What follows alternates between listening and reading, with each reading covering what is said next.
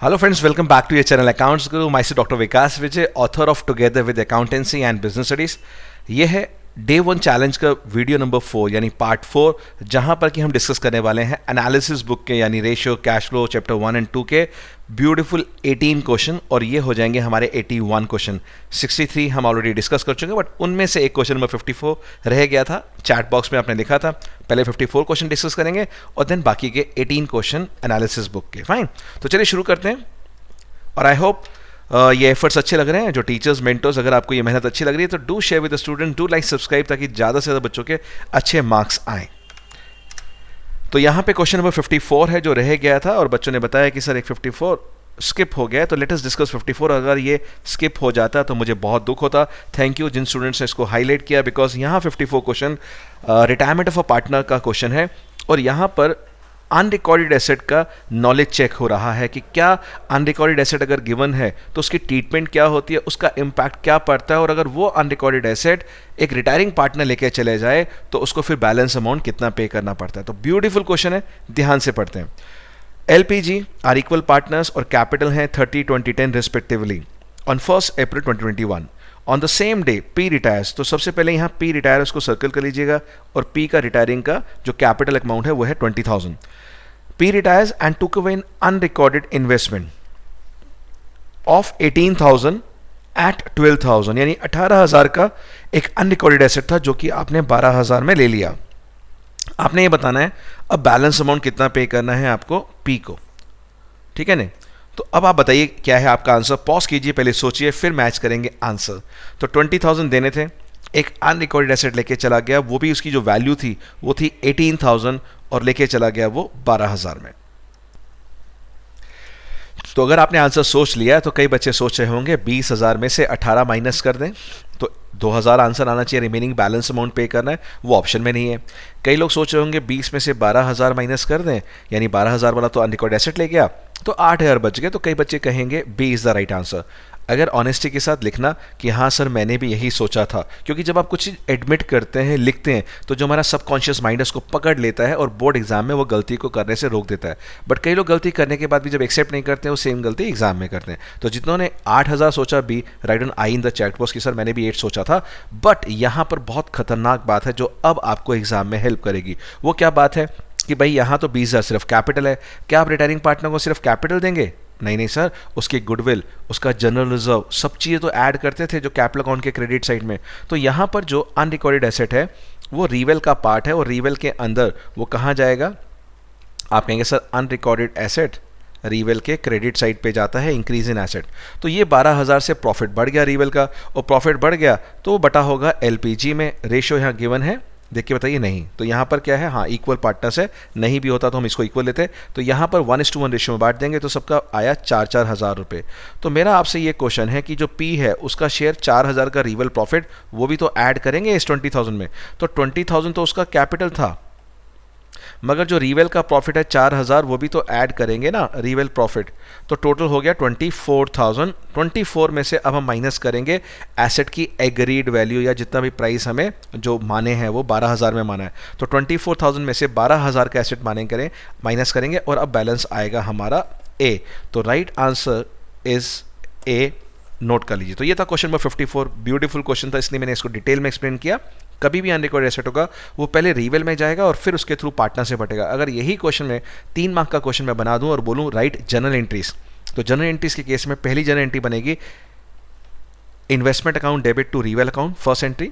Second entry reval account debit to LPG, और third entry बनेगी P account debit 24,000 to investment, यानी जो investment लेके गया 12,000 एंड टू बैंक 12,000, फिर रिमेनिंग अमाउंट हम पे कर देंगे। तो ये 3 मार्क का भी क्वेश्चन बन सकता है।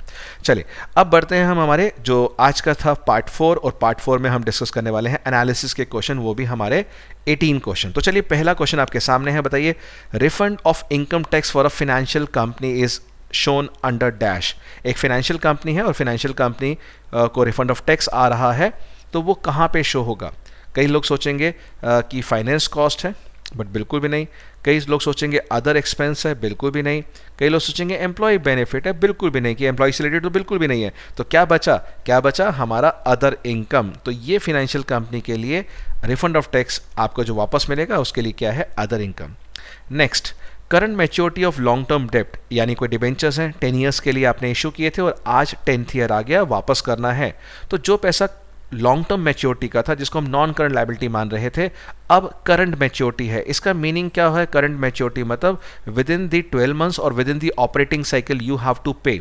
उसको बैलेंस शीट में कहाँ शो करते हैं। तो सबसे पहले उसका मेन हेड क्या होगा, इन चारों में से सोच के बताइए, जल्दी से सोचिए, पॉज करके लिखिए चैट बॉक्स में, चाहे गलत हो कोई बात नहीं, इमीडिएटली लिखिए जो फर्स्ट थॉट आपके माइंड में आ रहा है, बिकॉज एक तरह से ये आपका टेस्ट भी हो रहा है, असेसमेंट भी हो रही है साथ के साथ। तो आप कहेंगे सर मुझे करंट लायबिलिटी और अंडर सब हेड यहाँ लग रहा है अदर करंट लायबिलिटी। ये आंसर पिछले साल तक सही था, बट इस बार अगर आपने सीबीएसई का सैम्पल पेपर भी देखा होगा 31 क्वेश्चन में, वहाँ पर यहाँ पर इस बात को क्या लिखा गया है, अब से सीबीएसई इसको क्या मान रहा है या कंपनी एक्ट क्या मान रहा है, वो मान रहा है हमारा करंट लायबिलिटी तो मान रहा है, बट उसको मान रहा है शॉर्ट टर्म बोरिंग। तो यहाँ आएगा करंट लायबिलिटी और यहाँ आएगा शॉर्ट टर्म बोरिंग, तो आंसर है C. Question number 66, while computing current ratio current assets do not include. Again pause करो, जल्दी से चारों में से जो मन में आंसर आ रहा है चैट बॉक्स में लिख लो।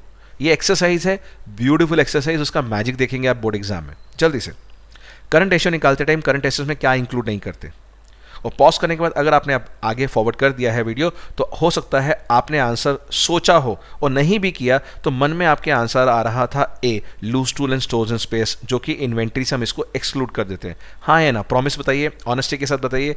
अगर हाँ है तो बच्चे आंसर सही नहीं है। क्यों, आपका पूरे साल फोकस सिर्फ किस पे रहा, लूज टूल्स, स्टोर स्पेस। आप भूल गए एक और खास बात थी, जब टीचर्स आपके पढ़ा रहे थे क्लास में, कहा था कि जब भी करंट रेशियो लेते हैं तो यहाँ पर जो डेटर्स लेते हैं वो डेटर्स में से less provision for doubtful debt होता है। तो यहाँ पर प्रोविजन फॉर डाउटफुल डेट भी माइनस होता है, तो इन्वेंट्री से ये माइनस होता है और डेटर्स से ये माइनस होता है। तो आंसर ना ए है ना बी है, आंसर रहेगा D, both A and B. And this is what is a beautiful question, when we develop we play with your brain. और जो टॉपर्स हैं उनको ये गलती नहीं करनी, चारों ऑप्शन ध्यान से पढ़ना है, एकदम से क्वाइट ऑब्वियस आंसर पे मत जाना, कई बार फंस सकते हैं। 67 question, which of the following will increase liquid ratio, यानी लिक्विड रेशियो यानी क्विक रेशियो इंक्रीज हो जाए विदाउट अफेक्टिंग करंट रेशियो, यानी करंट रेशियो में नो इफेक्ट हो, नो चेंज हो। तो बताइए, सबसे पहले देखते हैं, एक एक करके लेते हैं एग्जाम्पल के साथ, तो फिर आपको समझ आ जाएगा। पहला है sale of stock at loss. आपने, मान लीजिए पहला ऑप्शन लेते हैं कि आपने कोई स्टॉक बेचा है, मान लीजिए उसकी कॉस्ट है 10,000 रुपये और आपने बेचा है उसको 9,000 रुपये में। तो सोच के बताइए क्विक रेशियो पे क्या असर पड़ा होगा। क्विक रेशियो होता है हमारा क्विक एसेट्स यानी liquid assets upon current liability. तो यहाँ पर अगर ये स्टॉक है 10,000 का और आपने बेचा है कैश में, तो आप जानते हैं क्विक एसेट्स में मैंने बताया कि स्टॉक नहीं आता है ना, स्टॉक नहीं आता, तो स्टॉक तो कम हुआ, कुछ नहीं होगा, बट जो कैश आया है उस कैश से 9,000 रुपये से ऐड हो जाएगा और पहले वाले में रेशियो इंक्रीज कर जाएगा। बट क्या क्विक रेशियो में इसका क्या करंट रेशियो में इसका नो इफेक्ट होगा, क्योंकि हमें चाहिए नो चेंज। तो आप कहेंगे sir current assets upon current liability, तो यहाँ पर स्टॉक अगर कम हुआ 10,000 से तो कैश इंक्रीज हो गया 9,000 से, अभी भी 1,000 रुपये से करंट एसेट्स गिर रहा है, करंट रेशियो डिप डाउन कर जाएगा, गिर जाएगा। तो सर ये तो करंट रेशियो नो इफेक्ट नहीं आ रहा, तो इसका मतलब पहला ऑप्शन है ही नहीं। तो मैं आपको डिटेल में समझा रहा हूं ताकि ऐसे वैरायटी के क्वेश्चन आप आराम से सॉल्व कर लें। Second, sale of stock at profit. अगर मैं बात करता कि अगर प्रॉफिट पे बेचा है, वहीं 10,000 के गुड्स को अब मैं ले लेता हूं 12,000 में बेचे हैं, तो अगर आपने कॉस्ट 10,000 है और 12,000 का सेलिंग प्राइस है आपका, तो अब देखिए क्विक रेशियो में क्या फर्क पड़ेगा। यहाँ 12,000 रुपये कैश ऐड हो जाएगा इंस्टेड ऑफ 12,000, इंस्टेड ऑफ 9,000। तो क्या हो गया, यहाँ पे 12,000 ऐड हो गया, तो ये रेशियो इंक्रीज हो गया। बट बात करें वहीं करंट रेशियो की, तो करंट रेशियो में क्या होगा, स्टॉक तो माइनस हुआ आपका 10,000 से, मगर जो कैश इंक्रीज होगा वो होगा 12,000 से, तो यहाँ भी 2,000 से बढ़ जाएगा, रेशियो इंक्रीज हो जाएगा, नो इफेक्ट नहीं हुआ, ये भी नहीं होगा। सेल ऑफ इन्वेस्टमेंट, अब इन्वेस्टमेंट कई बच्चों को नहीं पता लगता कि ये नॉन करंट एसेट्स है, तो नॉन करंट एसेट्स ना तो क्विक एसेट है ना वो करंट एसेट है, तो अगर उसको बेचते भी हैं, मान लीजिए 10,000 की इन्वेस्टमेंट को 10,000 में बेचा, तो ये क्विक एसेट्स में भी ऐड होगा, करंट एसेट्स में भी ऐड होगा और दोनों रेशियो इंक्रीज कर जाएंगे, तो ये भी आंसर नहीं है। तो सही आंसर क्या है, ये वाला, बट इसकी कॉन्सेप्ट क्लैरिटी देखते हैं। यहां लिखा है sale of stock at cost यानी 10,000 का स्टॉक 10,000 में बेचा है, तो यहां पर क्विक एसेट सिर्फ 10,000 से इंक्रीज करेगा, क्योंकि स्टॉक तो लेते नहीं है, क्योंकि स्टॉक इन्वेंट्री जो होती है वो क्विक एसेट्स में आती नहीं है, प्रीपेड एक्सपेंस नहीं आती, तो यहां पर क्विक रेशियो बढ़ जाएगा। बट करंट रेशियो की बात करें तो करंट एसेट्स में स्टॉक 10,000 माइनस होगा, कैश भी 10,000 प्लस होगा, तो रेशियो में नो इफेक्ट आएगा, and this is the right answer. जो 67 क्वेश्चन ब्यूटीफुल डिजाइन किया आप लोगों के लिए। क्वेश्चन नंबर 68, और देखिए अगर ये एफर्ट अच्छे लग रहे हैं, मेहनत अच्छी लग रही है, यानी कंसाइज फॉर्म में मैंने सारे 1 मार्कर करा दिए, पूरे कोर्स के करा दिए, यानी करा रहा हूं, तो अगर आपको कॉन्फिडेंस बन रहा है, अच्छा लग रहा है, तो do support, like, subscribe, share कीजिए अपने फ्रेंड्स और स्टूडेंट्स के साथ। 68 question, which of the following transactions would not create a cash flow. बहुत बढ़िया क्वेश्चन है। कैश का फ्लो करता है जब एक ट्रांजेक्शंस के अंदर एक अकाउंट कैश इक्विवेलेंट हो, दूसरा नॉन कैश हो। तो देखते हैं पहला point, a company purchase some of its own stock from a stockholder. अपने शेयर परचेज करें और आपने पैसा पे किया, बायबैक ऑफ शेयर, तो पैसा बाहर गया, और हमें क्या चाहिए, वुड नॉट क्रिएट, यानी हमें चाहिए जिसमें ना कैश आए ना जाए, तो इसमें तो जा रहा है cash. Amortisation of amortisation of patents, तो पेटेंट्स को राइट ऑफ कर रहे हैं, अगेन ये नॉन कैश है। पेमेंट ऑफ कैश डिविडेंड, इससे कैश जा रहा है। Sale of equipment book value, sale किया है और पैसा है, इससे भी कैश जा रहा है। तो सिर्फ एक ये बचा है अमोर्टाइजेशन, यानी जो हमने राइट ऑफ किया है स्टेटमेंट ऑफ पीएनएल से, तो statement of PNL to patents, तो ये हमारा नॉन कैश है, like depreciation, statement of PNL to depreciation, ये भी नॉन कैश होता है। Fine. 69 question, bank overdraft and cash credit are to be treated as dash. यहां पर बात कर रहे हैं किसके अंदर, हम कैश फ्लो की बात कर रहे हैं कि bank overdraft and cash credit को कैश फ्लो में क्या मान के चलते हैं। तो क्या आंसर है इन चारों में से, देखिए बताइए। कैश इक्विवेलेंट मानते हैं क्या, किसी जमाने में माना करते थे, अब नहीं। नॉन करंट लायबिलिटी बिल्कुल भी नहीं, नॉन करंट लायबिलिटी हेडिंग में होता भी नहीं है। इन्वेस्टिंग इक्विटी, इस ये एसेट साइड पे नहीं होता, तो इसलिए पॉसिबल ही नहीं है।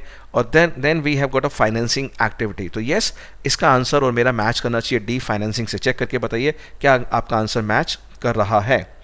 नेक्स्ट देखते हैं question number 70।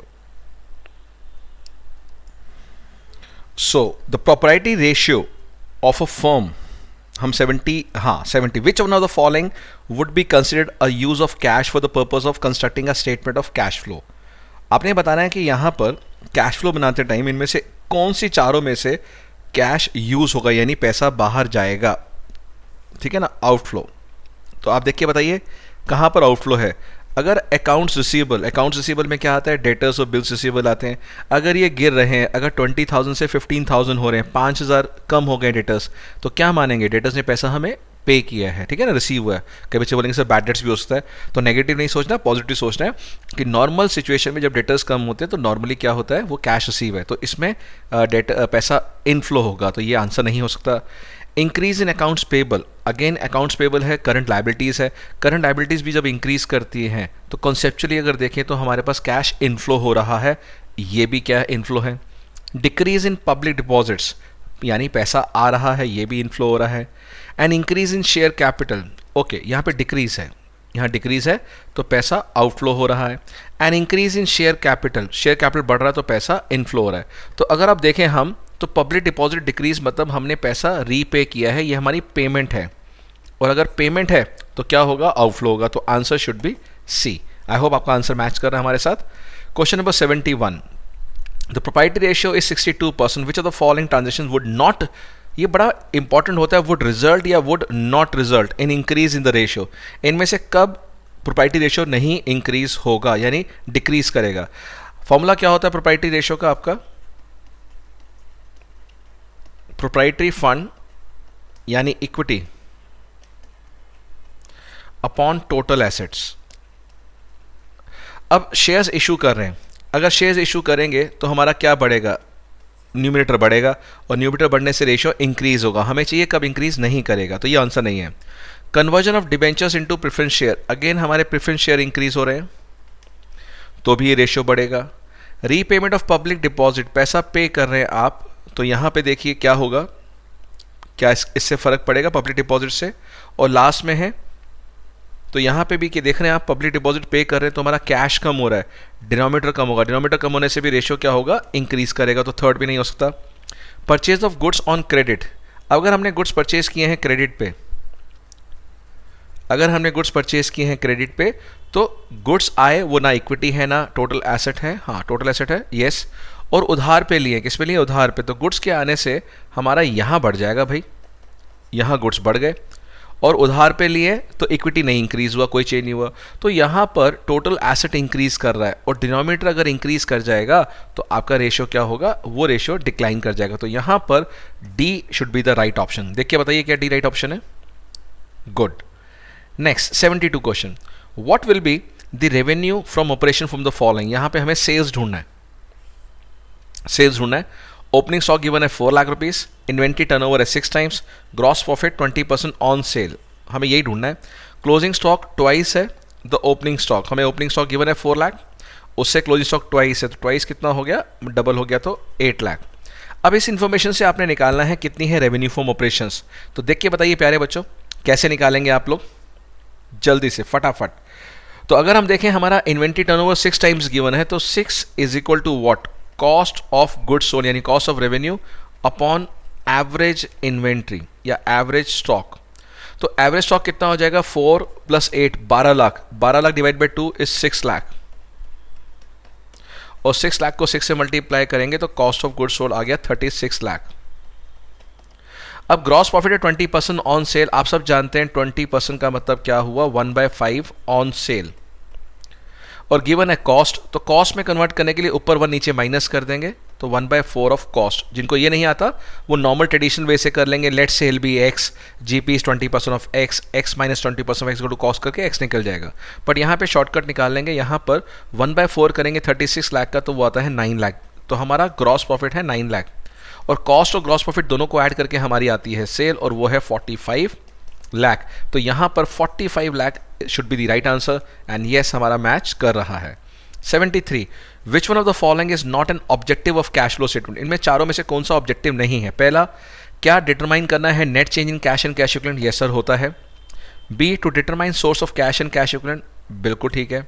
To help in making dividend decision, ये देखा है हमने बिजनेस स्टडीज में भी देखा है कि डिविडेंड डिसीजन के लिए हमें कैश चाहिए होता है फ्लो के लिए, तो यहाँ भी है। And to help in the preparation of financial statement, यहाँ पे ये नहीं है, क्यों? फाइनेंशियल स्टेटमेंट जो कंपनी एक्ट के हिसाब से अलग बनती है, और ये साथ में सपोर्टिंग डॉक्यूमेंट भी बनाती है company, cash flow statement to see the change in the cash and cash equivalent position, fine. तो answer should be D. 74 question, ये है मैच द फॉलोइंग का। मैच द फॉलोइंग के अंदर यहाँ पर आपको पहले ये पढ़ लीजिए, ताकि इसको पढ़ने के बाद बहुत इजी होगा इसमें से देखना कि ये किसके लिए हमें मेंशन है। सबसे पहले, interested in knowing the profitability and financial strength, किसको प्रॉफिटेबिलिटी या फाइनेंशियल स्ट्रेंथ की चिंता होती है, देखिए जरा इनमें से। तो हमारे हिसाब से तो इन चारों में से किसको सबसे ज़्यादा है, ओनर्स इंटरेस्टेड होते हैं। Interested in knowing the progress of the enterprise to ensure the safety and recovery of loan, जिसने पैसा दे रखा है वो अपनी सेफ्टी चाहेगा और उस पर रेगुलर इंटरेस्ट मिलता रहे, वो ये चाहेगा, तो वो कौन होते हैं, हमारे banking and financial institution. Interested in knowing the ability to provide remuneration, remuneration के लिए कौन होता है, हमारे एम्प्लॉइज, तो एम्प्लॉइज का आंसर सी रहेगा। और बाद में interested in knowing about the credit worthiness of the business, credit worthiness के लिए हमारा ये वर्ड बहुत इंपॉर्टेंट होता है, क्रेडिट वर्दीनेस। जब भी आप आंसर लिख रहे हैं क्रेडिट वर्दीनेस जरूर लिखिएगा, क्रेडिटर्स के बारे में अगर पूछते हैं, तो ये है हमारा डी। तो आप चेक कीजिए ऐसी कौन सी ऑप्शन है जहाँ पर ये चारों ऑप्शन आ रहे हैं, तो मेरे हिसाब से शायद सी आ रहा है, चेक करके देखिए, यानी 1 का सी, सेकेंड का डी, यस, थर्ड का ए बिल्कुल सही है, एंड फोर्थ का बी, परफेक्ट। तो ये आंसर हमारा बिल्कुल सही आ रहा है। चलिए बढ़ते हैं next question, question number 75। 75 question है हमारा प्रोविजन फॉर टैक्स से रिलेटेड है, यानी यहाँ पर आपको जो अकाउंट बनाते हैं वो अकाउंट बना के देखना है। यहाँ टैक्स पेड गिवन है, तो आपने क्या फाइंड करना है, टैक्स मेड या टैक्स प्रोवाइडेड, यानी स्टेटमेंट ऑफ पीएनएल में कितना टैक्स शो करना है वो निकालना है। यानी जो ऐड होगा आपका, जो नेट प्रॉफिट बिफोर टैक्स आप निकालते हैं वर्किंग नोट में, जो provision for tax made during वो ऐड होता है, और टैक्स पेड आपका कैश जनरेटेड से माइनस होता है।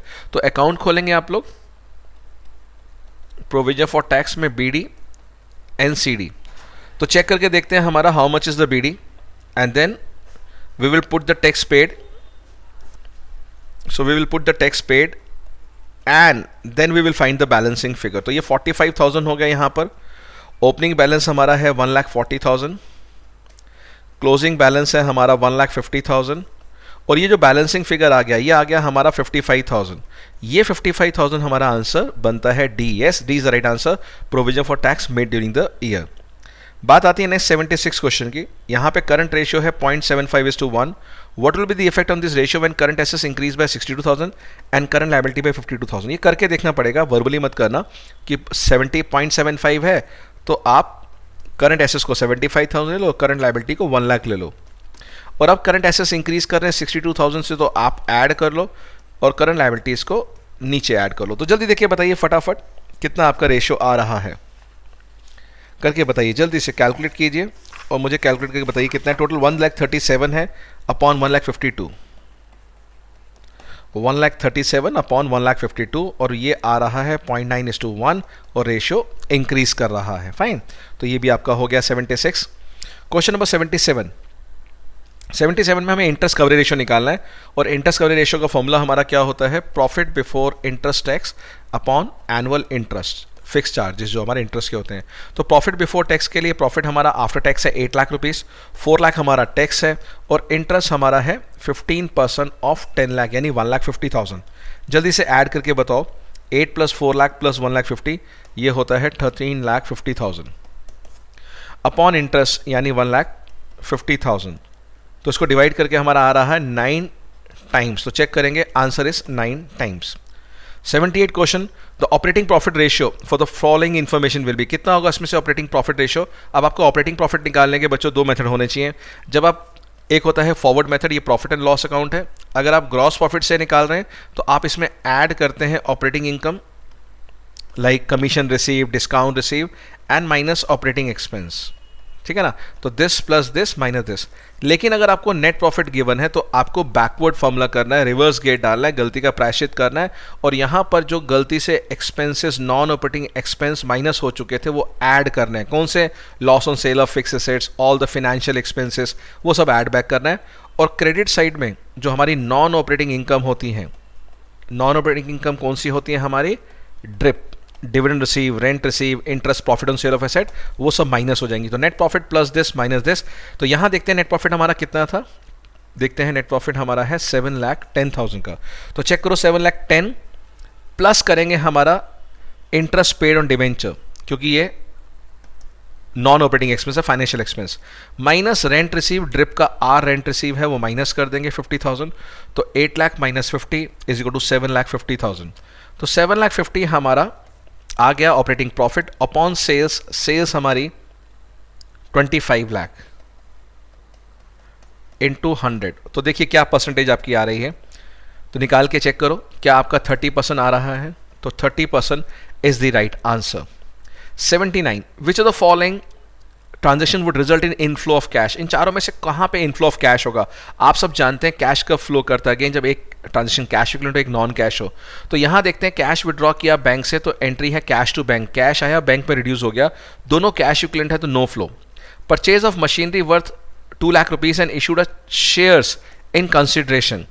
तो यहाँ पे मशीनरी आपने शेयर्स के बदले दिए वेंडर्स को, कोई कैश का फ्लो नहीं हुआ, यहाँ भी नहीं है। यहाँ दोनों कैश इक्विवेलेंट थे, कोई चेंज नहीं हुआ कैश एंड कैश इक्विवेलेंट में। Third, sale of furniture to Mohan on credit, ये भी उधार पे है तो उधार पे कोई कैश आया नहीं है। कैश रिसीव फ्रॉम डेटर्स यानी ट्रेड रिसीवेबल, इसमें पैसा आ रहा है तो ये हमारा होगा inflow, option is D. 80th question, financial statements are prepared on certain basic assumptions of pre request. ऐसे कौन से हैं, और ये एनसीईआरटी से लिया हुआ आंसर है। एनसीईआरटी में अगर आप पढ़ेंगे तो रेशियो एनालिसिस में आपको मिल जाएगा बेस या फाइनेंशियल स्टेटमेंट्स में क्या एजम्पशंस पे, किन के बेस पे बनती हैं प्री रिक्वेस्ट, जैसे हम बोलते हैं प्रीमाइसिस बोलते थे बिजनेस स्टडीज में। तो यहाँ पे क्या है वो उसको बोलते हैं क्या, पोस्टुलेट्स। तो ये वर्ड पहली बार में नहीं समझ आता, तो इसलिए एनसीईआरटी की थ्योरी अच्छे से पढ़ के जाना। देन 81 क्वेश्चन, 1st April 2021 को the book value of machinery is 4,80,000 and closing is 6,50,000. During the year the company had charged depreciation 1,25,000 and it had sold some machinery for 4,25,000 being 125% of its book value. अब यहाँ पे mention है 4,25,000 जो कि अपनी book value का 125% है, तो this is the selling price. Book value हमें पता ही नहीं है तो प्रॉफिट पता ही नहीं है, और पूछना क्या है इसमें, इनफ्लो आउटफ्लो बताना है कैश एंड कैश इक्विवेलेंट का, और वर्ड है नेट। मैं दोबारा से वर्ड को हाईलाइट कर दूं यहां पर, यहां वर्ड है नेट। अब बच्चे नेट का मतलब नहीं समझ पाते, वो समझते हैं या तो इनफ्लो बताना है या आउटफ्लो बताना। नहीं, यहां ये कहना चाहता है नेट का मतलब जितना मशीन बेच के पैसा आया वो, माइनस अगर कोई आपने मशीन परचेज करी है और कैश बाहर गया, उन दोनों को माइनस करके बताइए, that is known as a net.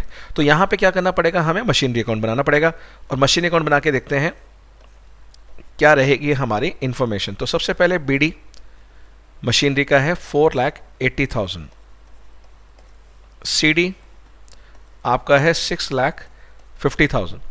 अब तीन चीज़ें हमारी यहाँ आती हैं, डेप्रिसिएशन, सेल, लॉस आता है। तो पहले तो देखते हैं यहाँ पे सेल कितना है। तो आप कहेंगे सर सेल हमारा ऑलरेडी गिवन है, कितना, 4,25,000, और ये 125% है। तो इसकी बुक वैल्यू कैसे निकालेंगे, 4,25,000 अपॉन 125 इंटू आप 100 करेंगे तो बुक वैल्यू आ जाएगी, इंटू 25 करेंगे तो प्रॉफिट आ जाएगा। तो आपकी चॉइस है, तो आप करके देखिए कितना आ रहा है आपका ये आ रहा है 85,000।